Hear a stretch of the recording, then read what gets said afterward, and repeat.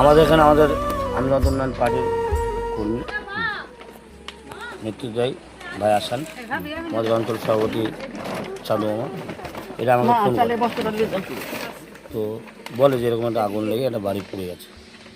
আমাদের খবরটা আমাদের চেয়ারম্যান, আমাদের এই বিধানসভার বিধায়ক, আমাদের নেতা হুমায়ুন সাহেব, উনি খবরটা পায়।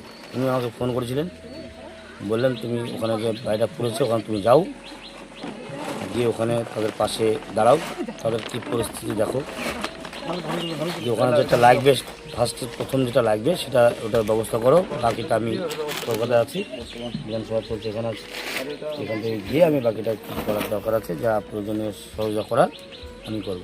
আমাদের নেতা এমএলএ সাহেব আমাকে বললো, আমি সাথে আসলাম। তারপর আগেও আমি যদিও শুনেছি, আমি আসার প্রস্তুতি নিচ্ছিলাম, সাথে আমাদের এমএলএ ফোনটা করলো, সমস্ত রকম সে আশ্বাস দিল, আমাকে ফোনে বলে দিল সমস্ত রকমভাবে সহযোগিতা করা হবে। যেহেতু আমার বিধানসভা, আমাদেরই দলের লোক, তাড়াতাড়ি যত তাড়াতাড়ি সম্ভব ওখানে পৌঁছে যাবো। আমি সেই কথা মতো বা এখানে আসান চাঁদু আমাদের ফোন পেয়ে আমি পুরোপুরি এখানে আসি, এসে দেখছি এখানে একটা আশ্রবণ বাবা, বিধবা মহিলা, তার কেউ নেই, এখানে একাই শুয়ে থাকেন।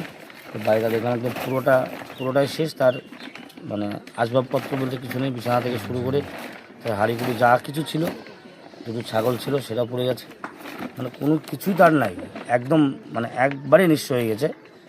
মানে এখন যে রাত্রিতে থাকবে সেই ব্যবস্থা তো তাই আমাদের নেতা বলেছে, আমাদের এমএলএ, যে ত্রিপল যেগুলো খাবার প্রথম যেটা দরকার সেটা গিয়ে দেওয়া হোক, আমি কলকাতায় ফিরে আসি, তারপরে আমি সেটার ব্যবস্থা করছি, সেই আশ্বাস দিয়েছে। আমার সেই মোতাবেক এখানে আমরা এসে পৌঁছেছি।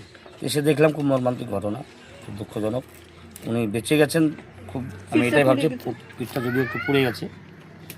তো আমি বিডিও অফিসে ফোন করলাম, বিডিওকে বললাম যেটা সরকারিভাবে যেটা দেওয়ার দরকার আছে, উনি বললো যে হ্যাঁ পাঠিয়ে দিন, ব্যবস্থা করে দিচ্ছি, এরা যাবে। আসুক আমাদের এমএলএ সাহেব, একটা কিছু ব্যবস্থা একটা অবশ্যই ইনাদের পাশে আছে, আমরাও আছি, ইনাদের ব্লক সভাপতি হিসেবে আমরাও থাকছি, এলাকার নেতৃত্বরাও আছে, আসাম থেকে তারপরে মধুপুরের অঞ্চল সভাপতি চান্দু মামা আছে, ওরা সবাই থেকে এনার যাতে একটা ভালো কিছু ব্যবস্থা করা যায় সেটা আমার সব দিক দিয়ে আপনার সাহায্য করবেন, তাই তো? ইনশাল্লাহ সব দিক থেকে আমরা কোনো ত্রুটি থাকবে না, ইনশাল্লাহ কোনো ত্রুটি থাকবে না।